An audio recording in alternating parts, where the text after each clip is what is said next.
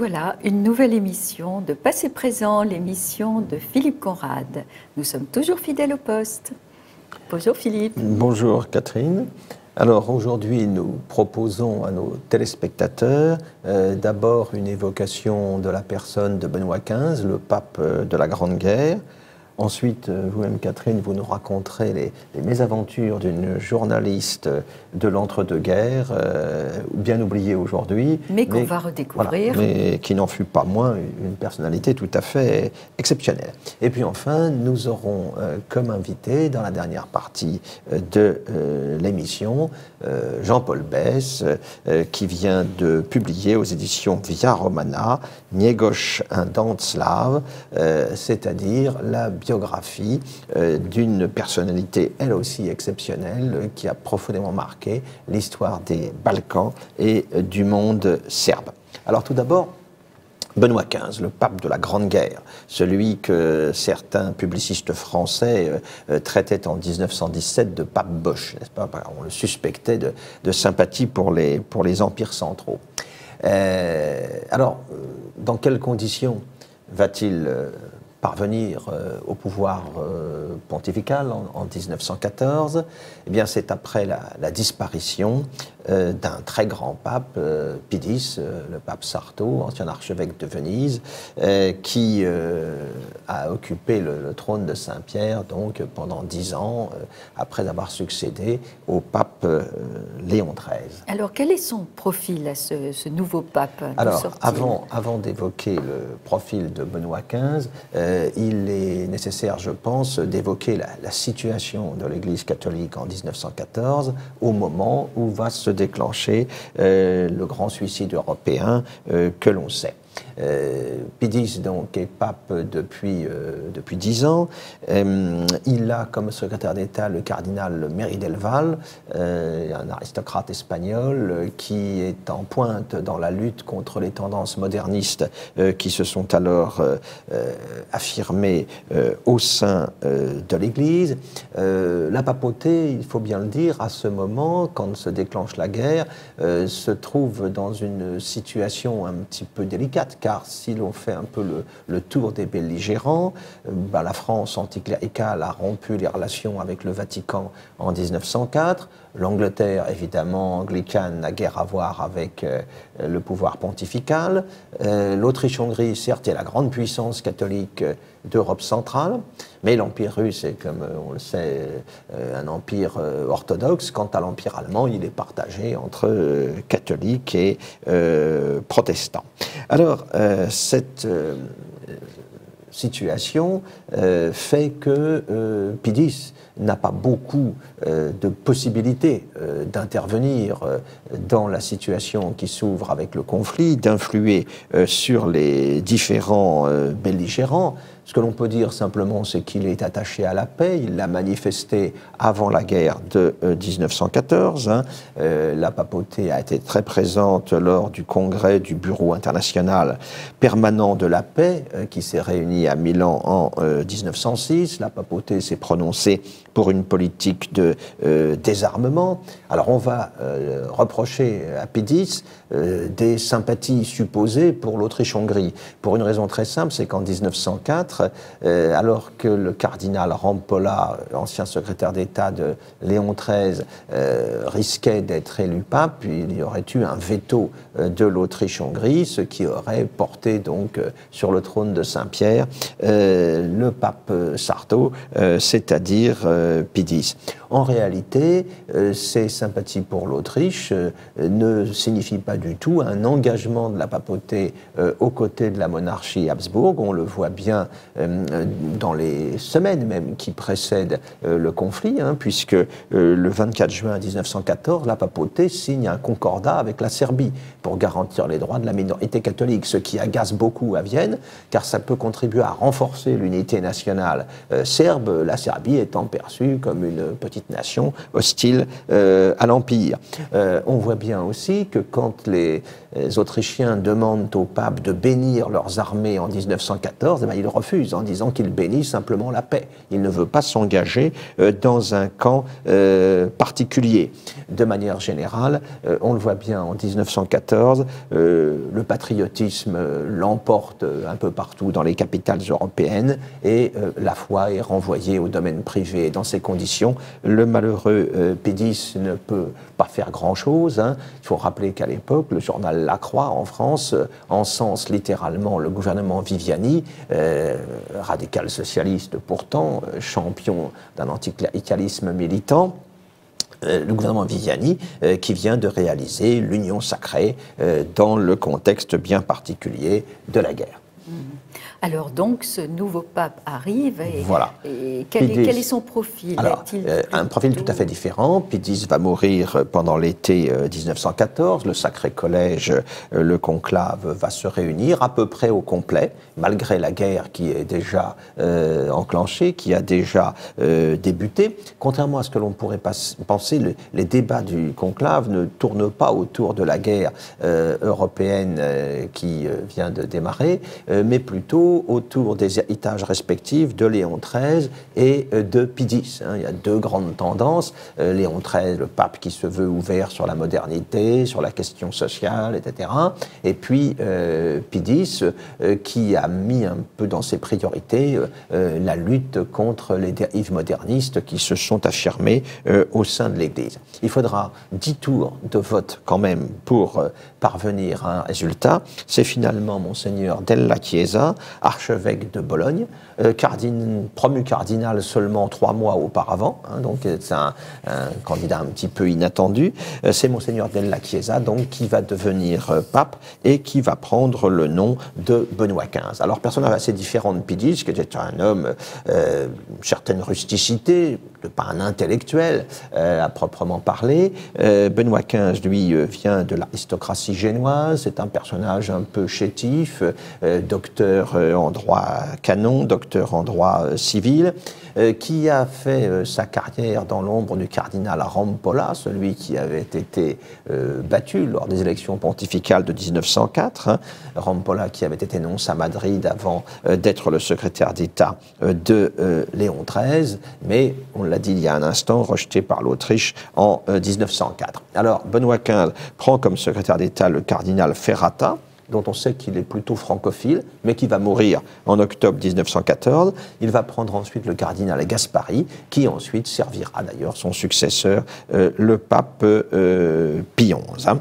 De manière générale, Benoît XV est un homme de compromis, de dialogue. Ce qu'il cherche, c'est à la fois le compromis au sein de la curie, et il va chercher aussi à trouver les éléments d'un compromis, d'une solution négociée entre les puissances qui s'affrontent depuis l'été de 1914. Et oui, c'est terrible pour la papauté de voir la chrétienté se déchirer comme ça. Il y avait des catholiques des deux côtés. Tout à fait. Alors, quelles vont être les mesures qu'il va prendre? Qu'est-ce qu'il va tenter? D'abord, le pape va dénoncer l'autodestruction de l'Europe qui a ainsi débuté. Hein. Il y a des expressions très fortes. Suicide de l'Europe civilisée, horrible boucherie, sombre tragédie de l'humaine démence. Donc il y a une condamnation vraiment très forte de cette guerre et de cette absurdité, de cette destruction massive, de ces pertes humaines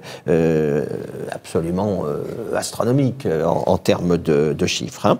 Seulement, chez les belligérants, tout ça n'a pas grand effet. Ce qui intéresse les belligérants, c'est que le pape, évidemment, choisisse leur camp. Hein. Par exemple, les Français s'indignent qu'ils ne condamnent pas davantage la violation de la neutralité belge, le bombardement, par exemple, de la cathédrale de Reims. Les Austro-Hongrois sont furieux que, du fait de leur réaction de légitime défense après l'attentat de Sarajevo, la papauté ne leur apporte pas un soutien plus clairement affirmé. Mais le pape, il a avant tout un souci d'impartialité dans le conflit qui s'est engagé.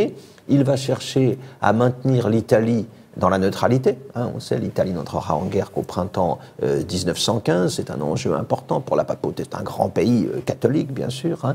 Et il va s'efforcer de trouver des compromis éventuels avec l'Autriche-Hongrie pour éviter que le gouvernement de Rome ne réponde aux sirènes, n'est-ce pas, des propositions de l'entente. Monseigneur Pacelli, le futur Pie XII, va même être envoyé à Vienne auprès du gouvernement austro-hongrois pour essayer de trouver une solution qui serait la cession à l'Italie du Trentin, l'une des fameuses terres irrédentes du nord-est du pays. Mais les Autrichiens ne veulent rien entendre et le représentant du Saint-Siège dans cette affaire va faire chou blanc. De plus, quand l'Italie va entrer en guerre en avril 1915, le gouvernement italien est très hostile à la papauté parce que la question romaine n'est toujours pas réglée. L'annexion des États de l'Église par le gouvernement italien en 1970 n'est pas reconnue par la papauté. Eh bien, le gouvernement italien, quand il entre en guerre, pose comme condition qu'au moment de la conclusion de la paix, l'Église catholique, la papauté, sera tenue à l'écart et n'aura pas à intervenir dans le débat. Hein. Et il va quand même y avoir cette fameuse note pontificale. Alors, avant la note pontificale de l'été 1917, voilà, c'est ça, au début de 1917, de nouveau, c'est Monseigneur Pacelli, donc, qui est engagé dans cette affaire. Il est devenu nonce à Munich, en Bavière, et en s'appuyant sur Erzberger, qui est le leader du Centrum, du grand parti catholique allemand, il va contacter Bethmann Hollweg, le chancelier allemand, pour essayer de trouver, là encore, une solution de compromis. Et les choses semblent se dessiner, puisque le chancelier allemand est prêt à accepter la reconnaissance d'une indépendance pleine et complète de la Belgique, qui était un point évidemment très important, notamment pour les Britanniques. Mais Bethmann Hollweg va être congédié quelques semaines plus tard, et son successeur, le chancelier Michaelis, qui est beaucoup plus sous l'influence de l'état-major, à la botte des chefs militaires, en l'occurrence Hindenburg, qui est devenu le patron de l'armée allemande en 1916, Michaelis ne donnera pas suite. Hein, et cette affaire sera un nouvel échec. Alors, vous évoquiez il y a un instant la fameuse note pontificale de l'été 1917, hein, qui va être publiée, rendue publique le 16 août 1917. C'est un appel, en quelque sorte, du pape destiné aux belligérants pour réussir à restaurer une paix qui apparaît de plus en plus nécessaire aux chefs de l'Église catholique. Qu'y a-t-il dans cette note pontificale? D'abord, la primauté qu'il convient de donner au droit international, la place qu'il faut réserver à l'arbitrage en cas de conflit, des propositions en matière de désarmement, car la papauté considère que la course aux armements a été aussi l'une des raisons de la marche à la guerre. Ce qui est intéressant et original, c'est aussi la dénonciation du système de la conscription, issu de la Révolution française, comme chacun sait, issu de la levée en masse révolutionnaire, qui a ensuite évidemment servi de modèle à toutes les grandes nations européennes pour disposer d'effectifs militaires suffisants. Également, le pape réclame le respect de la liberté des mers, le respect de la liberté du commerce. On voit bien que toutes ces revendications, ou toutes ces propositions plutôt, rappelle à beaucoup d'égards ce que seront les 14 points wilsoniens du mois de janvier 1918. Liberté des mers, désarmement. Et peut-être déjà la SDN. Voilà, exactement. Mettre en place une structure internationale susceptible d'assurer des arbitrages en cas de conflit. En revanche, on voit bien que le pape n'insiste pas, n'évoque pas la question des indemnités de guerre entre les puissances belligérantes, ce qui, évidemment, oui, en même temps, c'est un oubli malheureux, parce qu'il est évident que certains pays ont beaucoup plus souffert que d'autres. Hein. le cas de la Belgique ou de la France, par exemple, hein, que l'Allemagne qui n'a pas eu la guerre sur son territoire. Et donc, ça va être évidemment une critique qui va être portée contre ces propositions. Mais est-ce qu'il pouvait vraiment, là, ça aurait été prendre un peu parti pour la France. Oui, mais il a voulu rester en retrait sur ce point, mesurant peut-être à quel point ça pouvait en quelque sorte contrecarrer son projet ou torpiller son projet. De toute manière, son appel est rejeté pratiquement par tout le monde. Hein. Les milieux militaires allemands ne veulent pas entendre parler de cette histoire, d'autant qu'ils ont le sentiment, nous sommes à l'été 1917, la Russie est en pleine déliquescence, ils ont le sentiment que la victoire est à portée à court terme à l'Est, et effectivement ce sera le cas. Hein. L'armistice de Brest-Litovsk interviendra à la fin de 1917. Les Allemands ne veulent pas entendre parler non plus, les militaires allemands qui tiennent le haut du pavé à ce moment-là, hein, depuis 1916, ne veulent pas non plus entendre parler d'une garantie totale de l'indépendance de la Belgique. Or ça, évidemment, ça écarte toute perspective de satisfaire la Grande-Bretagne. Hein, et il en va de même d'ailleurs pour les États-Unis de Wilson qui réagissent de la même manière. L'Autriche-Hongrie ne veut toujours rien céder à propos des terres irrédentes, à propos du Trentin. Et en Allemagne, il faut aussi tenir compte de la double appartenance religieuse qui existe en Allemagne, parce que les catholiques peuvent difficilement suivre le pape, parce qu'ils risquent dans ces cas-là d'être stigmatisés, dénoncés par les protestants qui, eux, vont se faire les champions du patriotisme. On voit bien d'ailleurs dans les milieux luthériens, la note pontificale, c'est dénoncé comme une manifestation d'un complot jésuite contre l'Allemagne. Hein. Mais de manière générale, le soupçon principal qui sera porté contre cette note, c'est de favoriser davantage les empires centraux. Alors, ce qui peut s'expliquer aussi, parce que la papauté n'a pas de relation avec la France depuis 1904, donc ça ne facilite pas évidemment les contacts, la possibilité d'exercer une influence. Elle en a évidemment avec l'Autriche, qui est l'État le plus proche sur le plan religieux, et puis également à travers le catholicisme allemand qui s'exprime à travers le Zentrum, le grand parti catholique allemand. Elle a davantage d'opportunités, de possibilités d'intervenir dans les empires centraux, puisque la Russie est orthodoxe, l'Angleterre est anglicane et protestante. En plus, le pape reste silencieux dans cette note sur la question de l'Alsace-Lorraine.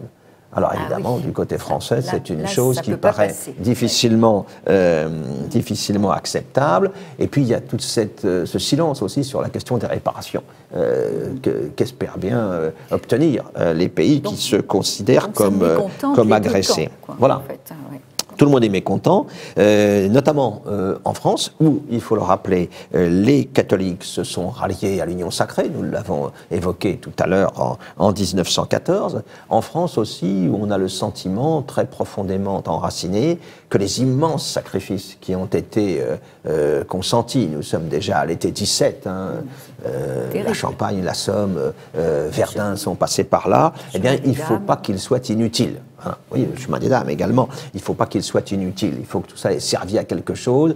On a d'ores et déjà évacué l'idée d'une paix blanche, hein, d'une paix compromis qui permettrait de revenir au statu quo ante. Voilà, on veut la victoire. On veut la victoire parce que cette guerre, sinon, deviendrait totalement absurde, n'est-ce pas?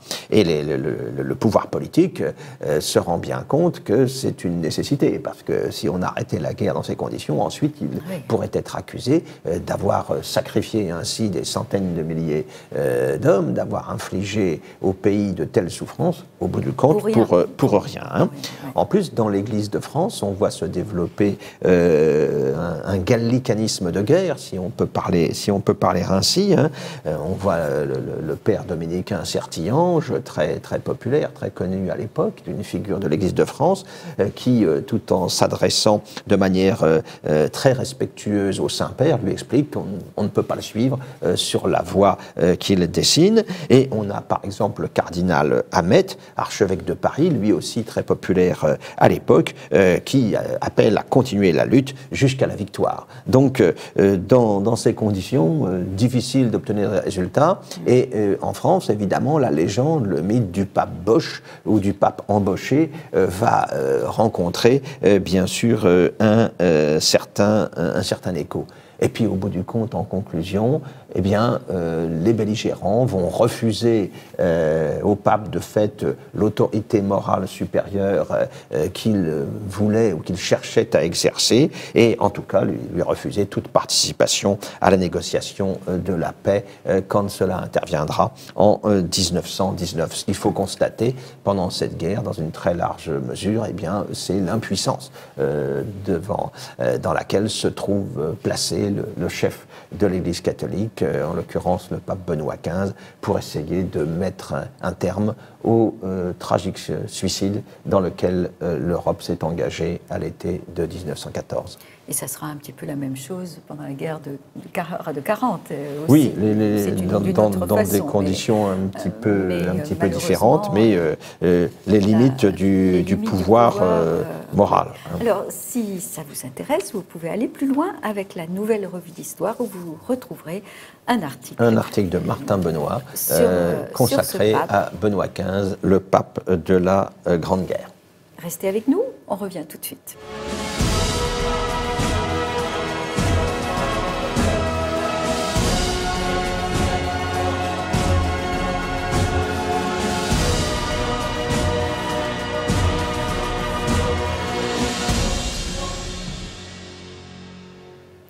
Aujourd'hui, je vais vous faire découvrir quelqu'un que vous ne connaissez peut-être pas, parce qu'elle est bien oubliée, et c'est dommage. C'est une femme française, journaliste, cinéaste, aviatrice, enfin elle a touché à tout, qui répond au doux nom de Tita Inard. Alors Tita Inard, c'est en fait le surnom qu'elle s'est donné elle-même. Elle s'appelait Elisabeth Sauvy. Et elle est née en 1897 dans un domaine viticole qui appartient à son père, le domaine de Richemont, qui est toujours d'ailleurs un domaine viticole. Vous pouvez boire du vin de ce domaine. C'est à Villeneuve-de-la-Raho, un petit village du Roussillon. Alors, de quelle famille vient-elle ? Son père est donc le descendant de bons bourgeois qui ont créé ce domaine viticole, qui marche bien, jusqu'à ce qu'il s'en occupe, parce que lui, c'est vraiment un intellectuel, un doux intellectuel qui est à 100 000 lieues des réalités de la terre, et donc l'enfance d'Élisabeth, ça va être une longue descente vers la pauvreté, et à la limite, pas la misère, mais pas loin. Et pourtant, au départ, c'est un beau domaine. Mais lui, c'est un rêveur, le papa. C'est vraiment un rêveur. Il est tout le temps dans sa bibliothèque. Il ne s'occupe absolument pas de ce qui se passe dans le domaine. Il a épousé la fille d'un général qui était adjoint du gouverneur de Paris, qui est un homme formidable, le général Tisser, qui va vivre jusqu'à 99 ans, qui va être très important pour la petite Élisabeth. Et donc, les enfants vivent dans ce domaine. Elle est l'aînée. Avec des nurses allemandes, donc elle écrira l'allemand avant d'écrire le français. Et en tout, elle parlera 5 langues très très bien. Et les enfants sont lâchés dans la très grande bibliothèque du domaine. Alors le papa s'en occupe peu, mais à un moment il a une envie, il veut absolument un beau château, parce que sa femme en plus qui est parisienne lui dit, tu sais, c'est quand même un petit peu rural, donc il fait venir du marbre, de Carrare, des choses magnifiques là, et il construit un escalier somptueux avec une belle balustrade en marbre. L'ennui, c'est qu'après, il n'a plus d'argent. Donc, il paraît qu'encore aujourd'hui, on voit cet escalier, cette balustrade, et ça mène sur rien. Donc voilà, c'est une enfance où on cache les ennuis d'argent sous une bonne éducation, sous beaucoup de culture. Les enfants seront incroyablement cultivés. On peut rêver un peu d'une telle éducation de nos jours. C'est vraiment encore le 19e siècle dans ce qu'il a de meilleur. Et puis c'est la guerre. Alors la guerre, là, ça se gâte. La petite Élisabeth est en pension à Neuilly, où elle s'ennuie beaucoup, mais c'est une très bonne élève. Elle veut devenir mathématicienne, elle est excellente en mathématiques. Évidemment, elle est impériale en allemand, elle sait mieux l'allemand que son professeur. Et le papa d'Élisabeth, qui a 45 ans, mais qui est très désabusé par sa situation financière, eh bien, il s'engage. D'abord, il est très patriote. Alors vous allez me dire pourquoi avoir choisi uniquement des nounous allemandes, enfin prussiennes, pour ses enfants. Eh bien, il pensait qu'il faut connaître la langue de l'ennemi. Voilà, ça se faisait comme ça à l'époque. Il s'engage et malheureusement, il n'a pas la santé, c'est vraiment un doux intellectuel. Et finalement, il va être tué pendant cette guerre. Et c'est Pétain lui-même qui annoncera la nouvelle à la famille. La guerre se termine. Le frère, très proche d'Élisabeth, qui est polytechnicien, a été gazé. Donc c'est une famille qui a quand même souffert. Et la famille s'installe à Paris, rue Hamelin. Et leur voisin n'est autre qu'un certain Marcel Proust, mais bon, qui va mourir assez vite à partir de ce moment-là. Alors Élisabeth, elle est jolie, elle est atypique, c'est une grande brune, un peu pas sophistiquée, mais avec beaucoup d'énergie, elle a une envie de vivre énorme. Et comment on vit quand on est une jeune fille dans une bonne famille un peu ruinée? Elle se dit, il faut que je me marie, il n'y a pas d'autre solution. Donc elle va se marier, elle va se fiancer, grande fiançailles annoncée partout. Et puis, elle a le malheur, 3-4 jours avant le mariage, de dire à son mari, écoute, enfin à son fiancé, voilà comment je conçois le mariage, tu me laisses toute l'attitude de faire ce que je veux voyager, je veux écrire, je veux vivre ma vie. Et le fiancé, qui est beaucoup plus frileux, annule tout de suite le mariage. Alors là, il y a une lettre extraordinaire d'Élisabeth à sa tante, où elle dit... merci pour les cadeaux de mariage, je suis désolée, le mariage ne se fera pas, mais je garde quand même les cadeaux et c'est bien, on n'a pas fait graver encore les couverts en argent parce que finalement je vais en épouser un autre. En 2 mois, on a trouvé un autre qui répond au doux nom de Jules Edmond Courtecuisse, ce qui est un peu dur à porter, et donc il se fait appeler Maurice Bréval. On se demande pourquoi. Il se marie, mariage plus discret là quand même, parce que bon, ça fait un peu désordre cette annulation. Et elle va dire au bout de 2 mois, la vie ressemble à une route de campagne, mais moi j'ai commencé par mettre le pied dans une flaque de boue. Et au bout de 3 mois, elle demande le divorce, qui est accordé au bout de 6 mois. Ça fait encore plus désordre. Vous vous rendez compte, on est en 1920-21. Mais elle a ce qu'elle veut. Elle est divorcée, donc elle est libre. Et là commence sa vraie vie. Et c'est une vie extraordinaire. Elle va voyager dans le monde entier. Elle commence par se dire, le meilleur moyen, c'est l'avion. Donc elle va commencer à piloter. Il faut quand même le faire dans ces années-là. Elle va avoir des tas d'accidents d'avion, des tas d'aventures. Sa vie, c'est vraiment un roman d'aventure. On rêve d'un film. Et puis, avec quel argent? Eh bien, si, elle a trouvé de l'argent parce qu'elle est devenue très vite dame de compagnie de la sœur de l'empereur du Japon. Donc, cette jolie jeune femme qui s'est coupé les cheveux tout de suite après son divorce, vous savez, c'est la garçonne, elle a des robes courtes, les cheveux courts, elle passe toutes ses nuits dans les boîtes de nuit, les restaurants, et elle emmène la cour de l'empereur du Japon qui vit à Paris. Un jour, elle veut les emmener en Normandie. Ça rigole beaucoup dans la grosse voiture, mais c'est le frère de l'empereur du Japon qui conduit pas très bien.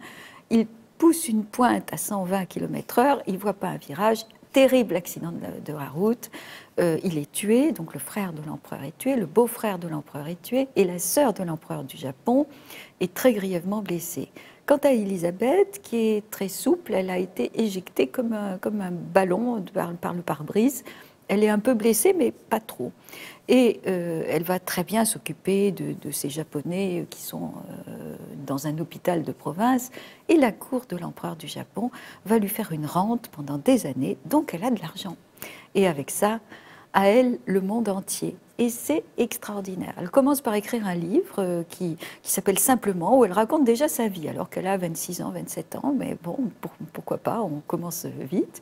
Elle écrit des tas d'articles. Et puis surtout, elle voyage. Elle voyage partout. Elle va dans des endroits où personne ne va. Et elle, toute seule. C'est extraordinaire. Puis elle commence à interviewer les grands de ce monde. Alors, elle commence très fort avec Mustapha Kemal, qui n'a jamais accordé d'interview à un occidental avant Tita Ina. Puis elle continue, elle devient amie avec Lyoté, elle interviewe Alphonse XIII, Primo de Rivera, Mussolini. À un moment, elle dit « Je fais une collection de dictateurs » et elle va interviewer Hitler, bien sûr, en 1936. Elle va parler de son regard bleu magnétique et de la force de conviction qu'a cet homme-là. On est en 1936. Alors, il y a des descriptions d'elle. On a dit qu'elle avait un œil de gazelle dans un corps d'avion. Parce qu'elle est très sportive. Elle est capable de dormir par terre, dans un cargo crasseux, de prendre tous les risques. Elle survit à des tas d'accidents d'avion, parce qu'à cette époque-là, les atterrissages étaient parfois compliqués. Elle prend vraiment des risques. Par exemple, elle veut aller voir en Crète, il y a un soulèvement, comme il y en a eu des tas. L'avion s'écrase et là, ils sont quasiment lynchés par la foule qui croit que ce sont des espions. Elle sera battue, son copilote est déshabillé, torturé, enfin des histoires épouvantables. Chaque fois, elle s'en sort pas trop mal et écrit bien sûr des articles. Alors ses amis, ben, c'est tous les grands de l'époque, hein. C'est Kessel, Carco, Paul Morand, absolument tout le monde. Elle connaît tout le monde, elle est extrêmement lancée. À 30 ans, elle se dit, il faut que je ralentisse un peu le rythme, donc elle fait un tour du monde en bateau. Extraordinaire. Elle commence par Fort-de-France, depuis Marseille. Elle passe le canal de Panama. Elle traverse absolument toute l'Asie. Elle va jusqu'en Australie. Elle remonte vers la Chine, le Japon, Hong Kong, revient par l'Inde. Et chaque fois, elle écrit évidemment énormément d'articles qui sont publiés. Donc, elle vit pas trop mal. Elle finit par rencontrer un chirurgien qui s'appelle le docteur Desmarais, qui a 20 ans de plus qu'elle et 10 cm de plus, mais qui est fasciné par cette femme qui est, c'est vrai, extraordinaire. Et ils vont se marier à Bagdad, où elle suit une histoire très curieuse qui est la caravane des morts, où les chiites mettent leurs morts dans des sacs de toile sur des dromadaires et partent dans le désert dans une puanteur épouvantable. Bon, elle tombe de dromadaire, elle est blessée, mais elle fait quand même des beaux articles là-dessus. Et elle croit qu'elle est mariée à ce docteur Desmarais, même s'ils ne vivent pas ensemble. En fait, il faudra attendre 1941 pour qu'ils soient vraiment mariés, parce que le consulat de France à Bagdad n'avait pas transmis le mariage. Tout ça, ça va dans les années 30. Elle va faire du cinéma aussi, elle va à Hollywood, mais elle trouve que le cinéma américain est nul, que tant de beaux moyens pour arriver à des films sans intérêt, c'est idiot. Et elle se lance dans le cinéma documentaire, en particulier en Amérique du Sud, en Indonésie. Enfin, elle fait des choses intéressantes. Et puis là-dessus, c'est la guerre. Alors la guerre, ça va commencer très mal pour elle, parce que son frère est tué à Mers el-Kébir en juillet 1940. Et à partir de ce moment-là, elle change complètement. Jusque-là, c'était une espèce de petit feu follet charmant. Et là, elle se durcit. Elle devient d'abord haineuse envers les Anglais, bon, ça peut se comprendre, et puis d'un antisémitisme qui s'aggrave pendant les mois qui suivent, et en particulier tout l'hiver 40-41. Elle écrit des articles extrêmement violents d'un antisémitisme brûlant. Elle fréquente plus que le monde de la collaboration. Elle a une émission à Radio Paris. Et son mari lui dit « Écoute, calme-toi un peu, parce qu'il est possible que la guerre ne tombe pas tout à fait comme on le pense. » Effectivement, elle va être arrêtée en 1944, internée au Veldiv. Elle va retrouver tout le wouzou, hein, d'ailleurs, tous les acteurs, Guitry, Alice Cossea, les Lucher, enfin, etc. Elle va quand même faire 1 an de prison, très dur, qui va la casser complètement, d'abord parce qu'elle a maintenant la quarantaine bien entamée, et puis ça l'a cassée moralement surtout. Donc après la guerre, son mari meurt d'une crise cardiaque en 1945, ce qui va encore l'affaiblir, et elle part à San Francisco, où elle se remariera avec un Italien. Bon, elle essaye d'ouvrir une librairie française, d'écrire encore des articles. Le cœur n'y est plus, elle est cassée, elle est amère, son rêve est brisé. Et en plus, l'Italien la divorce pour une plus jeune. Elle est plus toute jeune, hein, Tita Ina. Et elle pense que c'est parce qu'elle est plus assez belle. Donc elle se lance dans des séries d'opérations esthétiques, pensant que ça va la rajeunir. Et semble-t-il, elle en meurt. On la trouve morte dans son lit. Elle a 65 ans. Et elle vient d'être opérée. Donc elle a plein de cicatrices sur le visage. Elle tient encore un livre à la main. Est-ce que c'est un suicide? Est-ce que c'est une crise cardiaque? On ne sait pas. Elle est enterrée à côté de San Francisco avec des erreurs sur la date de sa date de naissance et elle est totalement oubliée maintenant. La femme aux semelles de vent, comme on l'avait appelée, a raté sa sortie. Mais quand même, chapeau l'artiste.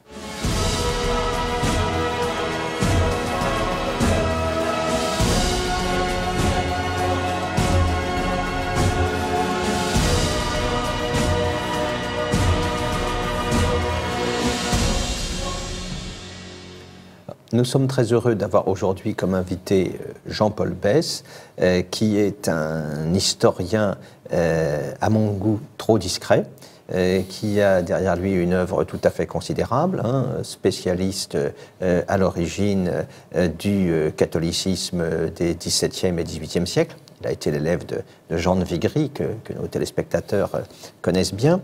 Il a réalisé toute une série d'ouvrages consacrés aux villes royales d'Île-de-France, Chantilly, Senlis notamment. Et il s'est spécialisé un petit peu ces dernières années dans l'histoire du monde orthodoxe, de la religion orthodoxe. Il a livré plusieurs ouvrages sur certaines personnalités majeures de cette tradition. Et aujourd'hui, il nous propose un livre consacré à Pierre II Petrovitch Njegoš, prince-évêque du Monténégro, au XIXe siècle, un personnage tout à fait étonnant, complètement inconnu du public français. C'est la raison pour laquelle, d'ailleurs, j'ai tenu à inviter Jean-Paul Besse pour qu'il puisse venir nous en parler. Alors, bonjour Philippe Cambrade, bonjour Catherine. C'est un grand honneur pour moi de m'accueillir ici. C'est surtout pour nous. Voilà, tout l'honneur est pour nous. Et puis le plaisir de découvrir un personnage extraordinaire. Alors, je crois que nos téléspectateurs n'ont pas bien vu le livre, mais on le remontrera tout à l'heure. Un ouvrage publié aux éditions Via Romana. Voilà. Excellente maison d'édition qui fait du très bon travail. Alors, Jean-Paul Besse, pourquoi ce personnage, pourquoi ce sujet que les Français vont découvrir à travers votre ouvrage? Alors, pour au moins 3 raisons. Njegoš est né en 1813 et donc je voulais que l'on parlât de lui pour le bicentenaire, puisque en Serbie, au Monténégro, il a été célébré comme il convient, mais que malheureusement il était inconnu, très peu connu en France. Pour une seconde raison, c'est que je suis allé au Monténégro il y a déjà très longtemps, et que cette année-là, en 1980, j'ai voulu unir pendant mes vacances 2 héros fort différents et contradictoires, d'Annunzio en allant voir le Vittoriale et Njegoš, c'est-à-dire Pierre II Petrovitch Njegoš, en allant au Monténégro et en apercevant le Lovćen, au sommet duquel il s'était fait enterrer. Alors, donc, un personnage que vous avez découvert dans quelles conditions? Alors, un personnage que j'ai découvert grâce à un ami serbe bien connu à Paris, comme Nen Bećirović, dont c'est, je dirais, presque le héros éponyme, et qui, par conséquent, m'en parlait très souvent, et qui avait, dans les années 70, participé au combat pour le maintien de la chapelle funéraire que le roi Alexandre avait fait élever avec les restes de Njegoš au sommet du Lovćen. Malheureusement, cette chapelle fut détruite à la demande de Tito et de la Ligue des communistes yougoslaves pour soi-disant mieux honorer l'auteur et en le construisant un terrible mausolée, je dirais, écrasant totalement le pic sur lequel était la chapelle et ainsi en faisant disparaître l'aspect chrétien de l'œuvre de Njegoš. Alors, pour revenir sur ce qu'a été l'œuvre de ce personnage, il faut peut-être d'abord rappeler de manière générale ce qu'est le contexte des Balkans de la première moitié du XIXe siècle. Alors, au début du XIXe siècle, vous avez encore la suprématie de l'Empire ottoman, je ne dirais pas indiscutée, elle commence à être discutée, mais elle est encore largement établie dans les Balkans. Vous avez son voisin de la côte adriatique orientale, l'Empire d'Autriche, qui d'ailleurs empêche la petite principauté du Monténégro d'avoir un accès à la mer, et qui a pris la relève de Venise après l'échec de l'Empire napoléonien dans cette région. Et par conséquent, vous avez aussi des soulèvements de plus en plus nombreux parmi les Slaves et ensuite parmi les Grecs de l'Empire ottoman. Et les Serbes ont été les premiers, en 1804, avec leur célèbre guide, je dirais, Karageorges, Georges le Noir, à vouloir arracher aux Ottomans qui ne faisaient aucune concession, aucune réforme, et qui étaient déjà dans la phase déclinante de leur empire, pour essayer d'arracher l'autonomie, peut-être l'indépendance. Un vœu pieux quand on sait ce qu'étaient les pratiques de l'Empire ottoman. Voilà. À l'époque, hein, qui imposait une autorité fondée sur l'exploitation pure et simple des territoires en question, avec, à l'occasion des révoltes fréquentes, comme seule réponse les massacres perpétrés par les janissaires et plus tard par les bachibouzouk, qui se rendront coupables des fameuses horreurs bulgares dénoncées plus tard par Gladstone. Donc un contexte extrêmement difficile pour cette région, un contexte tout à fait conflictuel. Et alors, comment Ngegos intervient-il dans tout cela? Quel est son parcours personnel? D'où vient-il? Qui est-il? Et quel va être son rôle en termes politiques? Il faut rappeler d'abord que le Monténégro, en principe, n'existe pas sur le plan international. C'est bien une principauté, j'allais dire autoproclamée, mais elle est dans l'Empire ottoman. Elle n'a pas, je l'ai dit, d'accès à la mer. Elle a des rapports difficiles, pour ne pas dire presque impossibles, avec l'Autriche de Metternich. Et elle n'a qu'un rêve, rechercher l'alliance et le soutien de l'immense Russie, en s'appuyant alors d'abord sur Alexandre Ier, qui n'a pas fait grand-chose dans ce sens, et ensuite sur Nicolas Ier. Et Ngegos se retrouve évêque, puis métropolite du Monténégro, tout simplement parce qu'il appartient à une dynastie, les Petrović-Ngegos, qui, depuis 1697, se transmet le pouvoir, donc la neveu. C'est une sorte de népotisme, de théocratie qui unit le temporel et le spirituel. Un peu comme la papauté romaine de l'époque, jusqu'en 1870, avec Pie IX, qui sera le dernier pape roi. Et cette dynastie va essayer de sauvegarder une liberté à peu près totale, on peut dire, par rapport aux Ottomans, en utilisant d'une part le caractère farouchement guerrier des populations, des tribus du Monténégro, et en utilisant aussi le fait que pour accéder au Monténégro, les Ottomans doivent parcourir des défilés extrêmement étroits, extrêmement dangereux pour eux, d'où les guerriers monténégrins dévalent avec fureur et les taillent en pièces. Oui, c'est-à-dire qu'on le voit bien, là, cette région des Balkans présente une nature, un relief, une géographie tout à fait propice à la résistance. Complètement. C'est vrai pour le Monténégro, ce fut vrai pour l'Albanie quelques siècles auparavant, à l'époque de Skanderbeg, et puis ce sera vrai évidemment pour les klefts grecs qui vont s'insurger dans les montagnes du Péloponnèse ou de l'Épire contre la domination ottomane. Et cette permanence, on va la voir se confirmer jusqu'à la Seconde Guerre mondiale d'ailleurs. Avec la Bosnie. Voilà, les Balkans vont être un foyer de résistance très important qui va contraindre les Allemands à mobiliser une quantité considérable de moyens pour réussir à en garder le contrôle. C'est un petit peu pendant la Seconde Guerre mondiale ce qu'a été l'Espagne pour Napoléon, en son temps, avec des populations rompues à la guérilla, des populations farouchement attachées à leur indépendance, qui ont maintenu au fil des siècles toute une tradition épique transmise par les poètes, ces sortes d'Aèdes des temps modernes, qui ont contribué à maintenir la nostalgie des temps de la grandeur, des temps de l'indépendance. Hein.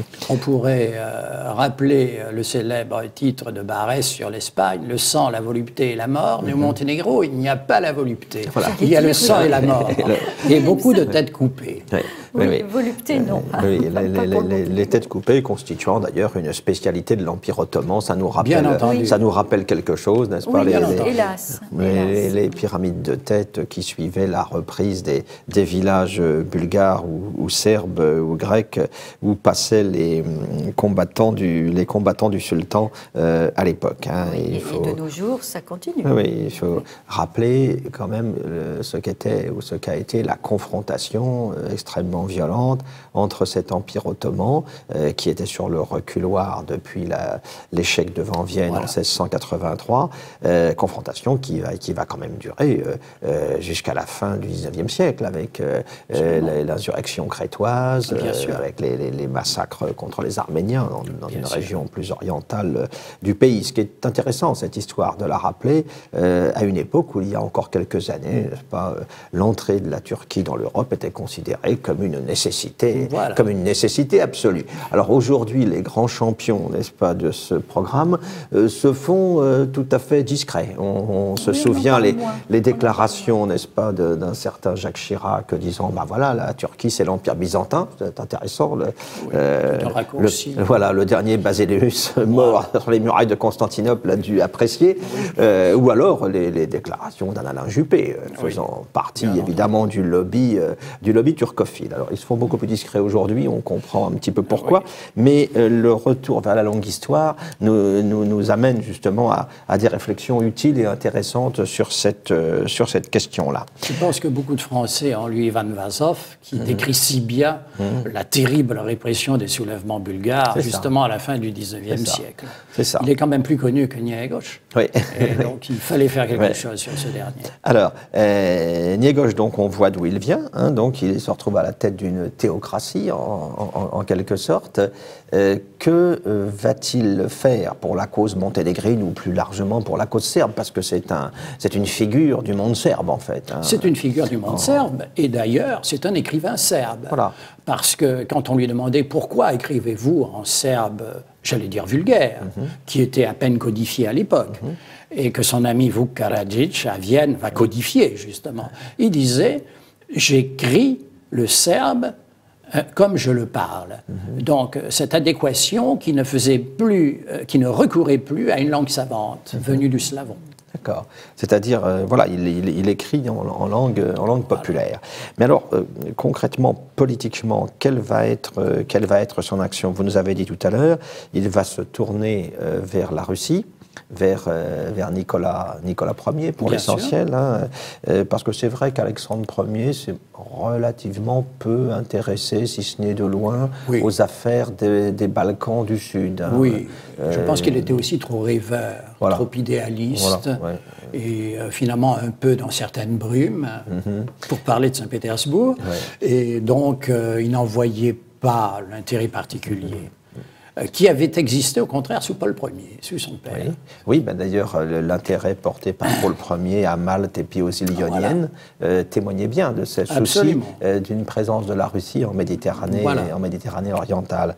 Et alors Nicolas Ier, lui, va être plus attentif. Nicolas Ier est plus attentif, en même temps flatté, je crois, de jouer un tour à Metternich dans le cadre de la Sainte-Alliance, en accueillant Pierre II, qui n'est pas encore évêque, à Saint-Pétersbourg, avec un faste considérable, pour qu'il fût sacré évêque là et non en Autriche, où il y avait quand même une hiérarchie serbe fort importante, et les Autrichiens, le gouvernement de Vienne, étaient très dépités de ce voyage, qui renouait justement avec les relations qui avaient commencé sous le tsar Paul.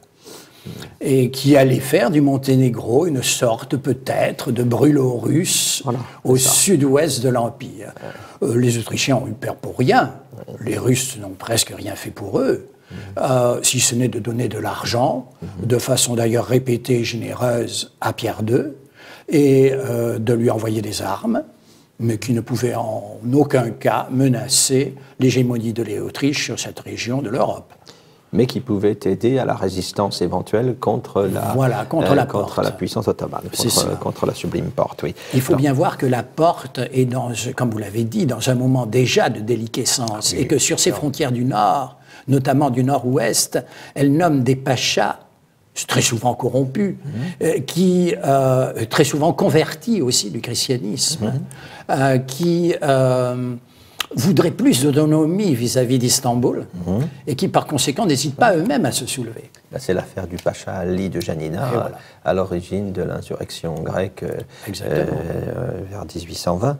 Alors oui, c'est ce lien entre Monténégro et Russie, il va perdurer. Il y a une alliance quand même très étroite, on le voit à la veille de 1914 avec le mariage de 2 princesses monténégrines avec des archiducs russes. Ah, et l'influence de ces princesses monténégrines, filles du roi du Monténégro, du premier et unique roi à la cour de Russie, une influence considérable. Tout à fait, et une influence qui va dans un sens plutôt belliciste en 1914. Dans un sens belliciste. On les voit lors du voyage de Poincaré et Viviani à Saint-Pétersbourg, au cours des réceptions, des dîners, etc. Elles tiennent des propos extrêmement musclés pour encourager les Français à la fermeté et dans le soutien à leurs alliés russes contre les empires centraux. Et alors, Niégoche au pouvoir, il ne va pas rester très longtemps parce qu'il meurt jeune, finalement. Il meurt extrêmement jeune, usé par la tuberculose. Il avait la tuberculose. Il fait un dernier voyage en Italie dans des conditions abominables, tellement il est déjà dévoré par la maladie. Il réside de moins en moins dans sa principauté, qui est presque constamment soulevée contre lui parce que l'impôt était assimilé à la domination ottomane. Et quand il a voulu commencer à prélever des impôts, il y a eu un soulèvement général, habilement utilisé par les pachas ottomans voisins. Il y a eu la famine, il y a eu une misère atroce, il y a eu des soulèvements même dans la j'allais dire, la petite aristocratie monténégrine, qu'il a réprimée avec une très grande dureté, mais on le comprend, parce que sinon c'était la voie ouverte vers une anarchie absolue. Et par conséquent, son rôle politique a été, non pas nul, mais très faible, souvent très inférieur à ce qu'il aurait pu être. Mais ce n'était pas là le centre de son...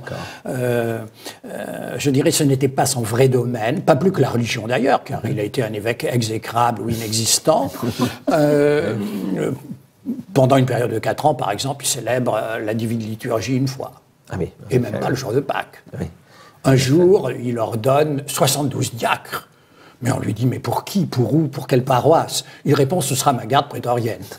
Bien. Donc, ce n'était pas non plus un homme d'église. Il était tout cela à cause de son oncle, qu'il avait absolument déterminé, on peut dire de force, à être évêque et en même temps chef de l'État. Mais son esprit était ailleurs. Son esprit était sur le mont Lövtchen, avec les constellations, avec le ciel, avec le monde stellaire et donc divin. Et c'est pourquoi Gabriel Marcel l'a rapproché de Dante, qui, sur la rive en face, bien entendu, est venu mourir à Ravenne. Oui, et qui a évoqué ce moment où, au sommet de l'Apennin, au sommet des Abruzzes, il voyait à la fois la mer Tyrrhénienne et la mer Adriatique sous la voûte du ciel.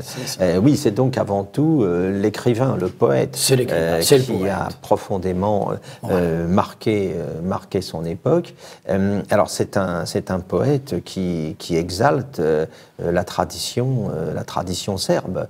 C'est un grand poète. Il fait partie de ces éveilleurs de peuple qu'ont été Mickiewicz, par exemple en Pologne, ou dans un registre différent, Mazzini en Italie, d'une certaine manière. Alors, un poète de l'époque romantique. C'est un romantique, et c'est un romantique, ce qui est assez rare dans cette école, c'est que c'est un romantique épique. Voilà, c'est ça. Ce qui n'est pas courant. Et extrêmement lyrique. En même temps, n'aimant pas beaucoup, si vous voulez, utiliser l'histoire, et pourtant l'utilisant, parce qu'il est extrêmement critique, surtout à la fin de sa vie et dans ses dernières œuvres, notamment dans Le Miroir serbe, vis-à-vis des souverains serbes du Moyen-Âge, mais en même temps, créant un véritable culte à Miloš Obilić, qui, à la terrible bataille de Kosovo en 1389, avait tué le sultan Mourad sous sa tente, avant que la bataille ne se retourne contre les Serbes et contre les chrétiens en général. Mais alors, donc, voilà un auteur, voilà un poète tout à fait étonnant, qui va donc fournir en quelque sorte au nationalisme serbe qui est en train de s'éveiller un certain nombre de ses mythes fondateurs, un certain nombre d'images qui vont construire la représentation que les Serbes vont se faire de leur passé. Absolument. Et qui va animer, stimuler leur volonté d'indépendance et d'affirmation historique, en fait. Complètement. Il a été le porteur de lumière, le porte-flambeau de la serbité, mais au-delà des Slaves du Sud. Des Slaves du Sud, jusqu'aux Bulgares et jusqu'aux Croates, naturellement. Et c'est pourquoi son œuvre est devenue celle des Slaves du Sud, au moins du Sud-Ouest. Si bien que Monseigneur Strossmayer, le grand évêque austro-hongrois de Jakovo, disait à la fin du XIXe siècle, il faut dans chaque école faire lire et faire apprendre Niégos. C'est ça. Donc, voilà, il va jouer le rôle un petit peu pour les générations futures, qui sera celui attribué un peu à Victor Hugo chez nous. J'y pensais, comme le poète, un petit peu le poète fondateur. Alors voilà, chez nous, Victor Hugo, c'est une icône républicaine. On est dans un contexte historique, politique différent, mais il est un petit peu dans le même rôle, ou dans celui, on l'évoquait tout à l'heure, d'un Mickiewicz en Pologne. Voilà, et avec une immense admiration pour Pushkin, qui avait parlé des Monténégrins dans l'une de ses œuvres, ce qui est un grand honneur pour les Monténégrins, évidemment. C'est ça. Et par conséquent, il a été très marri de ne pouvoir refaire, à la fin de ses jours, un dernier voyage là-bas sur sa tombe. Oui, et puis quelqu'un qui est tourné naturellement, naturellement vers la Russie. Là où c'était évidemment pas le cas du Polonais Mickiewicz, évidemment, pour les raisons que l'on sait. Est-ce qu'on sait quelque chose sur sa vie personnelle, oui, pour le rendre un peu plus proche de nous, peut-être? Alors, on sait et on ne sait pas un certain nombre de choses. C'est un très bel homme. Oui, certains lui ont prêté des conquêtes dont on ne sait pas grand-chose. Il a eu un immense succès à la cour de Russie quand il est allé se faire sacrer là-bas. Il y a une comtesse Sheremetyev qui l'a couvert de présents. Et il semble avoir eu aussi d'autres admiratrices. Alors à Trieste, où il allait très souvent et qui était une ville qui le comblait, où il y avait une énorme colonie serbe, et notamment de Serbes du Monténégro, qui d'ailleurs vont capter la création de la ligne de paquebot pour les États-Unis. C'était dans les mains de grands armateurs monténégrins de Trieste qui ont laissé de superbes hôtels particuliers avec les thèmes de l'histoire monténégrine. Là aussi, on retrouve le rôle de Niégos. À Vienne, il avait un cercle d'amis très important aussi, notamment le grand philologue Vuk Karadžić, qui a créé la grammaire serbe, qui a publié les épopées serbes médiévales. Et puis, il était toujours admiré pour sa prestance, pour son humour, pour sa beauté. Et pendant son voyage en Italie, il est reçu à la cour de Naples, par exemple, avec un faste considérable par Ferdinand II des Deux Siciles, qui le couvre de présents également. Et on dit qu'il avait toute une cour d'admiratrices, à la fois chez les Rothschild de Naples et au Palais Royal de Caserte. Alors, ce personnage, quelle trace a-t-il laissé aujourd'hui? Quel est l'héritage de Niégos aujourd'hui dans l'espace du monde serbe? Alors aujourd'hui, malheureusement, avec les divisions et l'éclatement de l'ancienne Yougoslavie, il est plus le poète serbe que le poète des Slaves du Sud. Et c'est dommage, il faut espérer que les Croates, les Slovènes aussi reviendront vers Niégos. Il a été un peu aussi accaparé par le Monténégro, contre lequel je n'ai rien, évidemment. Mais on lit maintenant Monténégro, Njegoš avec l'accent monténégrin, dont on tente de faire une langue séparée du serbe, ce qui est absurde. Et par conséquent, s'il reste bien un auteur des programmes scolaires serbes et monténégrins, il n'a plus l'audience tout de même, le rayonnement plutôt, qu'il avait à la fin de ses jours et qu'il a eu pendant un temps considérable, même pendant on pourrait dire la théocratie de Tito. Donc, Tito, évidemment, est à la fois le destructeur du culte et celui qui lui donne une dernière touche, puisqu'il fait raser, comme je le disais, la chapelle, la magnifique chapelle élevée par un artiste russe, Krasnov, et qu'il fait construire un mausolée par un très grand, d'ailleurs, sur les plans d'un très grand architecte, auquel on ne va pas reprocher son talent, Meštrović, mais qui est tout de même surdimensionné et qui, comme je disais, enlève tout aspect religieux à ce culte. Oui, l'architecture du temps de Tito, c'était du mastoc. Hein. Alors, c'est du mastoc, et puis alors, c'est également, ce qui était récurrent chez Meštrović, une inspiration assyrienne. Ah oui, oui. Ils aiment bien ça, oui. Voilà, assyrienne, qui n'a pas vraiment sa place. Qui n'a pas sa place, vraiment, pour célébrer Njegoš. Et est-ce que votre livre sera traduit en serbe? Est-ce qu'il sera disponible là-bas? Oh, je ne pense pas, parce que j'écris ça, je l'ai dit d'ailleurs, Introduction à la haine des Balkans, c'est pour les Français qui ne connaissent pas Njegoš. En serbe, il y a des quantités d'ouvrages beaucoup plus érudits que le mien sur le poète. Son œuvre est constamment rééditée. Bon, d'accord. Non, c'est le grand poète national. Donc c'est vraiment destiné aux Français. Ah oui, c'est destiné aux Français. Merci de nous faire découvrir ce personnage dont j'avoue, j'ignorais tout. Vous êtes très aimable. Et vraiment, c'est une découverte intéressante. Et puis, comme vous l'avez dit, Philippe, je crois que c'est vraiment un géant de la littérature. Oui, ça, tout à fait. Avec en plus ce lieu qui demeure. Le lieu est magnifique. Cette chapelle de Lovćen, là où souffle l'esprit, en quelque sorte, qui était celui de Njegoš.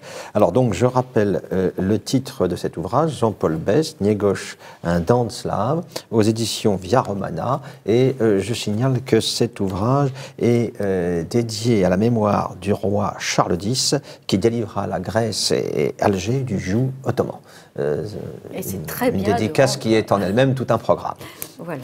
Merci beaucoup. Merci à vous, Monsieur Best. Merci, messieurs. L'émission se termine. Restez avec nous pour la prochaine fois. Vous aimez l'histoire? Nous aussi.